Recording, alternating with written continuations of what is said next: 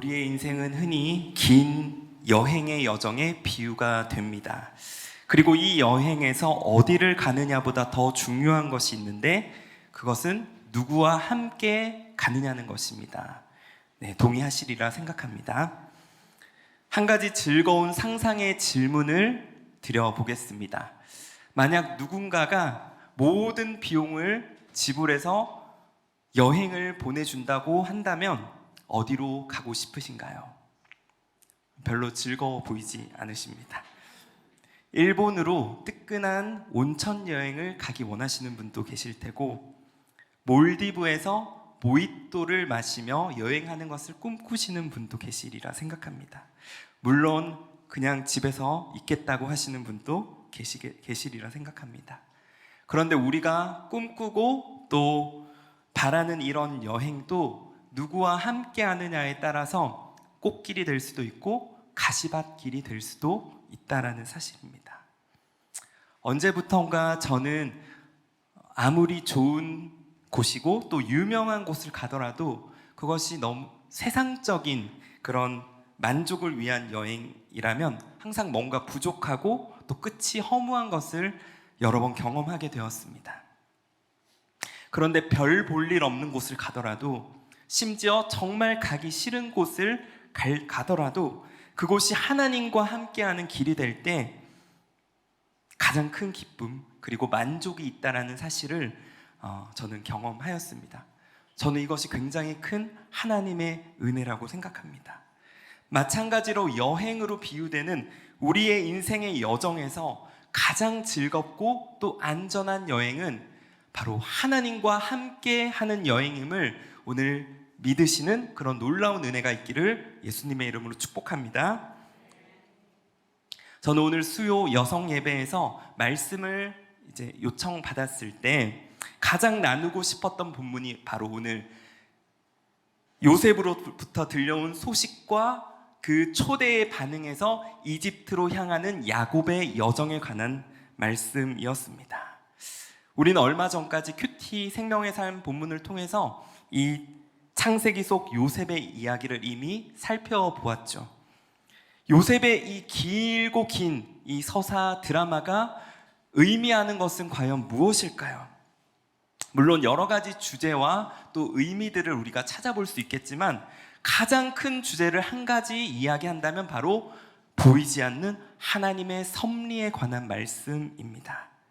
그리고 오늘 말씀 속 보이지 않는 이 하나님의 섭리를 향해 나아가는 야곱의 여정이야말로 진실로 하나님의 뜻을 위하고 하나님의 계획을 성취해 나가는 거룩한 여정이라고 불릴 수 있다는 사실입니다. 저는 오늘 우리 모두가 이 하나님의 섭리를 향한 거룩한 여정으로 나아가는 놀라운 은혜가 있기를 축복합니다. 그런데 사실 이 하나님의 거룩의 여정은 결코 만만치 않은 장애물들이 있다라는 사실입니다. 우리는 그것을 이 여정을 앞둔 야곱의 삶의 맥락과 그 모습 속에서 찾아볼 수 있는 것이죠. 첫 번째, 바로 불확실성에 대한 두려움입니다. 당시 야곱에게 있어 세상의 중심은 조부 아브라함과 또 아버지 이삭을 통해서 약속받았던 가나안 땅이었죠. 그런데 그 젖과 꿀이 흐르는 땅을 떠나서 이집트로 내려가는 것이 정말 하나님의 뜻일까? 하나님의 축복일까에 관해서는 무엇 하나 확신할 수 없는 불확실의 여정이었다는 사실입니다. 그런데 야곱이 유일하게 확신할 수 있었던 것이 무엇일까요? 그것은 아들 요셉이 자신을 기다리고 있다라는 그 사실 한 가지였습니다. 저는 이것이 우리에게도 마찬가지라고 생각합니다. 이 불확실한 이 시대 가운데 유일한 소망 되신 예수 그리스도 한 분만을 바라볼 때 우리는 거룩의 여정을 시작하고 이어나갈 수 있다라는 사실입니다. 두 번째, 바로 익숙함에 대한 유혹입니다. 이집트 여정을 앞둔 야곱의 나이는 무척 많았습니다. 물론 나이로 모든 것을 일반화할 수 없겠지만 나이 듦은 익숙함과 편안함이라는 두 양상의 축으로 나타나게 되지요. 그런데 야곱의 여정이 위대한 것은 그가 살아온 모든 가치와 신념, 그리고 삶의 익숙한 터전에 대한 움켜짐이 아닌 하나님의 부르심과 인도하심을 더욱 귀하게 여겼다라는 사실입니다. 저는 오늘 여기 계신 우리 사랑하는 수요 여성 예배 성도님들 한 분 한 분이 야곱과 같이 험악한 세월을 살아왔노라, 인생의 산전수전을 모두 경험하신 분들이시리라 생각합니다. 그럼에도 나의 것을 움켜쥐는 그런 삶이 아닌 하나님의 나라를 위해서 모두 내어 맡기며, 그리고 더 다름질하는 영적 젊음으로 소생케 되는 여러분들 되시기를 주님의 이름으로 축복합니다.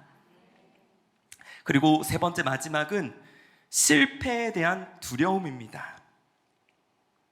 야곱에게 있어 이집트로 내려가는 이 광야의 험난한 여정보다도 훨씬 더 두려웠던 것은 아마 자신 안에 있는 이 실수와 실패에 대한 두려움에 있었으리라 생각합니다. 자신을 바라보고 있는 또 따르는 수많은 식솔들이 있었죠. 그리고 자신으로 인해서 실패하고 깨어질지 모르는 하나님의 약속에 대한 이 두려움이 내면 깊숙이 있었으리라 생각합니다.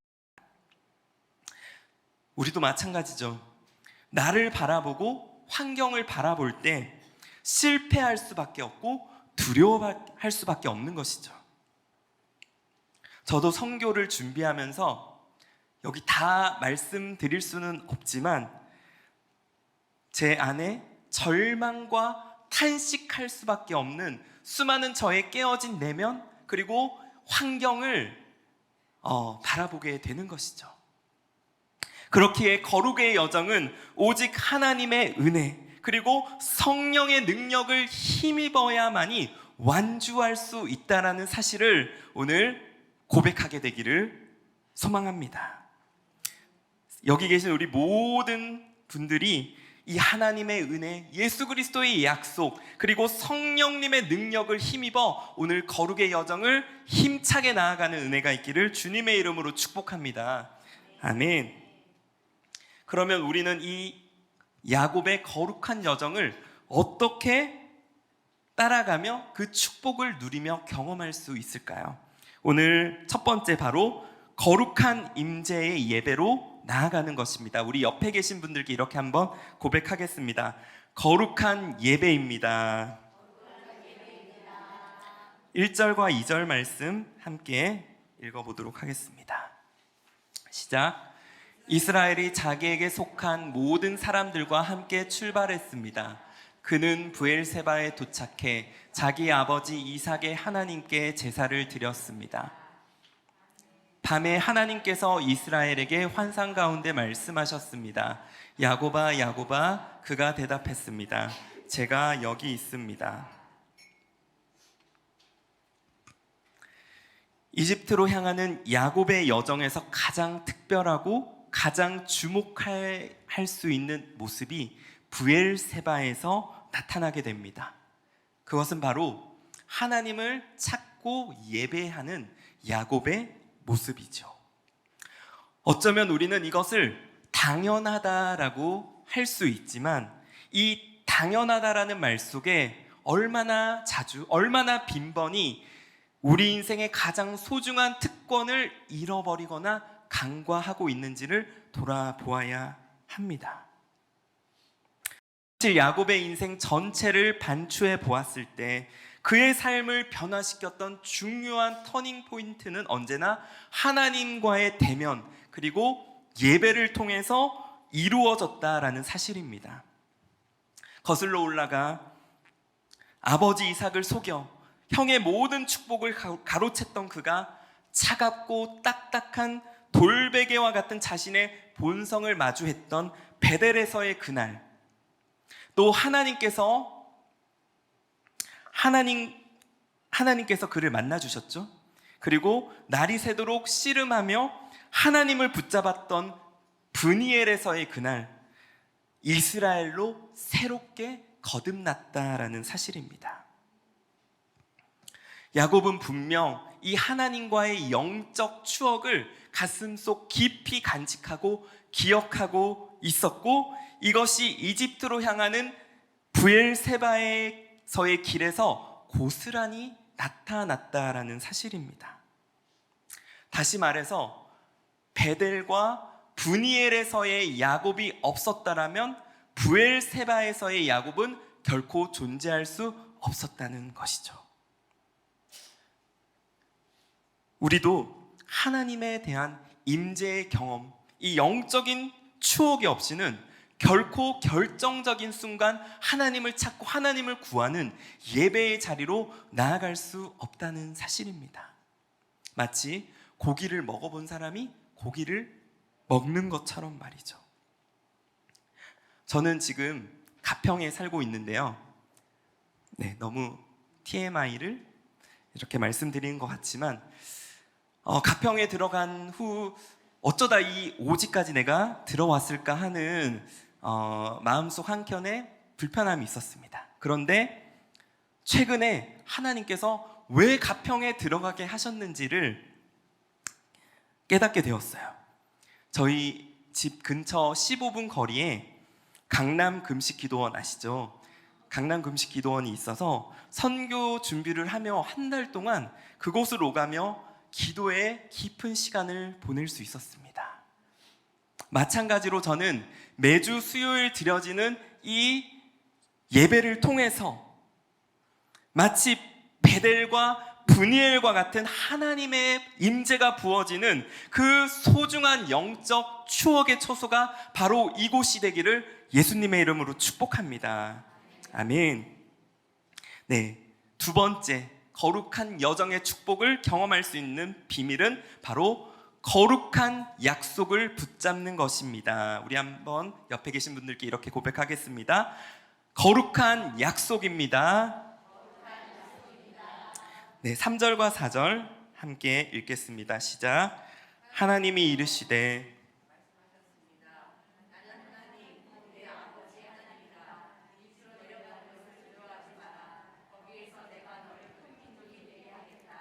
내가 너와 함께 애굽으로 내려가겠고 반드시 너를 인도하여 다시 올라올 것이며 요셉이 그의 손으로 내 눈을 감기리라 하셨더라. 아멘.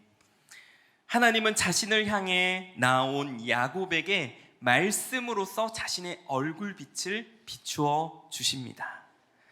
그래서 하나님을 찾고 예배하는 예배자들의 특권은 세상이 줄 수 있는 어떤 지식이나 또 전문가의 컨설팅, 아니면 물질, 돈, 그리고 어떤 어마어마한 세상의 도움이 아니라 바로 살아계신 하나님의 능력, 바로 말씀이 임한다라는 사실입니다.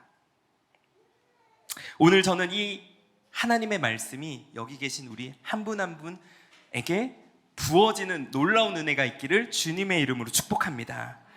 하나님께서는 야곱에게 크게 세 가지를 말씀하시는데, 첫 번째, 바로 내가 내 아버지의 하나님이라고 말씀하십니다. 이것은 무슨 의미일까요? 바로 하나님의 약속이 야곱 한 사람에게만 달린 것이 아니라 아버지 이삭과 조부 아브라함으로부터 연결되어 있고, 이 약속은 반드시 성취될 것이다 라는 하나님 스스로의 강력한 의지가 담겨져 있는 것이죠. 그래서 우리는 나를 의지해서 기도할 것이 아니라 아브라함의 하나님, 이삭의 하나님, 야곱의 하나님을 부르짖으며 그 하나님을 찾고 기도해야 하는 것입니다. 두 번째는 내가 너로 큰 민족을 이루겠다라고 말씀하십니다. 그런데 이것도 오래전 아브라함에게 이미 약속하신 말씀입니다. 우리 창세기 12장 2절을 함께 읽도록 하겠습니다. 창세기 12장 2절 시작. 내가 너를 큰 민족으로 만들고 내게 복을 주어 내 이름을 크게 할 것이니 내가 복의 근원이 될 것이다. 그래서 어쩌면 우리는 하나님께 자꾸 새로운 것을 보여달라고 구하지만 하나님은 이미 우리에게 약속하신 말씀이 있고 그것을 주셨고 그것을 붙잡기 원하신다는 사실입니다. 분명 여기 계신 우리 모든 분들께 하나님께서 이미 약속의 말씀을 주셨을 것입니다. 그런데 그 약속의 말씀이 오랜 세월로 인해서 희미해졌고 그 약속의 말씀을 이제 도무지 믿지 못하는 그 마음 가운데 그 약속의 말씀을 잃어버린 분이 계시다면 오늘 다시 한번 그 약속의 말씀을 붙잡고 나아가는 놀라운 은혜가 있기를 주님의 이름으로 축복합니다. 마지막 세 번째, 내가 너와 함께 할 것이다 라는 임마누엘의 약속입니다. 그런데 가만히 보면 하나님의 함께 하심은 성공과 실패를 구분하지 않으신다는 것입니다. 네가 가나안의 그 약속의 땅에 머물든 아니면 실패한 것처럼 여겨지는 이집트 땅으로 향하든 하나님은 언제나 너와 함께 하신다고 말씀하십니다. 그래서 하나님은 사망의 음침한 골짜기를 건널 때에도 그리고 우리가 형통할 때에도 함께 하시는 것이죠. 이것을 우리가 진실로 믿는다면 우리는 두려워할 이유가 전혀 없는 것이죠. 왜냐하면 하나님은 도저히 소망이 없다고 여겨지는 그 환난의 장소에서도 하나님 함께 하시며 그리고 도저히 불가능해 보인다고 말하는 그 땅에서도 하나님은 놀라운 하나님의 뜻을 이뤄내시는 창조주 하나님이시기 때문입니다. 오늘 그 창조주 하나님을 우리가 전적으로 신뢰하며 그 하나님을 믿으며 나아가는 우리 모두가 되기를 주님의 이름으로 축복합니다. 네, 저는 이제 목사님 말씀 주신 것처럼 28일 코스타리카로 들어가서 그곳에서 1년 동안 언어 스페니쉬와 또 문화 적응을 준비하며 도미니카로 들어갈 그런 준비를 하게 됩니다. 그런데 선교를 준비하면서 제 안에 자꾸만 어떤 두려움들이 찾아오는 것을 너무 많이 느끼게 되었습니다. 심지어 마귀가 제 목을 누르며 저를 죽이려고 하는 그런 꿈을 꾸다가 살려주세요 하면서 일어났던 그런 시간도 있었습니다. 왜 이런 두려움들이 찾아왔을까 생각을 해보았습니다. 전혀 다른 문화와 언어, 답답하겠죠. 또 30시간 우리 아이들과 함께하는 비행, 우리 아이들이 차를 1시간도 제대로 못하는데 이 30시간의 비행은 상상할 수 없는 두려움이었습니다. 그런데 이 두려움, 물론 큰 두려움이겠죠. 그런데 저는 이 두려움들보다 훨씬 근본적인 두려움이 제 안에 있었어요. 그 두려움은 내가 왜 도미니카를 들어가야 하는 것인가? 사실 이것은 굉장히 근원적인 근본적인 질문이고 이미 제 안에 다 해결되었다라고 생각을 했습니다. 그런데 선교의 여정을 1달, 2달 앞둔 이 시점부터 이 정말 주체할 수 없는 두려움이 제 안에 찾아오는 것을 느꼈습니다. 그런데 최근에 양지 TIM 본부에서 사역 발표를 준비하면서 그 질문에 대한 해답, 이 하나님으로부터 오는 것을 제가 받았고 확신하게 되었습니다. 도미니카는 1492년 콜럼버스에 의해서 발견된 신대륙으로 중남미 지역 전체를 정복하기 위해서 세워진 그런 전략적 요충지입니다. 네, 보시는 것처럼 위로는 쿠바와 미국으로 연결되고 또 아래로는 거대한 중남미 전체 대륙이 이렇게 연결되는 관문이기도 합니다. 그런데 보시면 도미니카 옆에 서쪽에 아이티 들어보셨죠? 가장 지금 최빈민국 중 하나인 아이티와 국경을 사이에 두고 맞닿아 있습니다. 그래서 도미니카와 아이티는 가깝지만 굉장히 먼 역사적인 또 악연을 가지고 있는데 1822년부터 44년까지 약 20년 동안 도미니카가 아이티의 지배를 받았기 때문입니다. 이후에도 약 29년 동안 이 양국이 오랜 전쟁을 하면서 마치 우리나라와 일본만큼이나 서로를 향한 적대감으로 가득한 것이 이 두 나라의 역사적인 모습입니다. 그런데 아이티가 2010년 대지진을 경험했고 또 최근 2021년에 규모 7.1의 또 한 번의 지진을 통해서 국가 시스템 전체가 마비되고 그리고 대통령이 피살되고 폭동으로 인해서 국가적 비상사태를 경험합니다. 사실 아이티가 도미니카보다 훨씬 경제적인 강국이었습니다. 그런데 이 일련의 사태들로 인해서 지금 비교할 수 없는 그런 아이티는 국가 시스템 전체가 마비되어 버렸죠. 또 미국과 캐나다 선교사 17명이 갱단에 의해서 납치되고 몸값을 주고 풀려나는 그런 엄청난 일들이 얼마 전 보도되기도 했습니다. 그래서 현재 수많은 아이티언들이 이 국경을 넘어서, 이 국경은 우리나라처럼 그렇게 잘 돼 있지 않아요. 국경을 넘어서 도미니카로 들어오고 있는데 도미니카 사람들은 이 역사적 아픔을 남긴 아이티 사람들을 미워하고 여전히 적개심을 가지고 있어서 그들을 외면하고 있는 그런 실정입니다. 그런데 하나님은 놀랍게도 이 아이티를 복음화시키고 구원하는 일에 누구를 사용하실까요? 가장 가까이 있는 도미니카 그 땅과 사람들을 통해서 그 길을 열어주고 열어놓으셨다라는 사실입니다. 그리고 도미니카를 통해서 이 아이티뿐만 아니라 아래로 길게 연결되어 있는 이 카톨릭 국가인 중남미 전체를 예수 그리스도의 제자로 또 복음화하는 일에 바로 우리 가정을 준비시키시고 보내신다는 사실을 깨닫게 되었습니다. 마치 창세기 속 요셉이 자신에게 나온 이 형들을 보고 하나님께서 이스라엘의 구원을 위해서 나를 이곳에 먼저 보내셨구나라는 그 놀라운 하나님의 섭리를 고백하는 것처럼 말이죠. 저는 오늘 우리 모두의 삶에 이런 하나님의 뜻과 계획이 그리고 약속이 발견되어지고 고백되어지는 놀라운 은혜가 있기를 주님의 이름으로 축복합니다. 마지막 세 번째, 거룩한 결단입니다. 우리 옆에 계신 분께 이렇게 고백하겠습니다.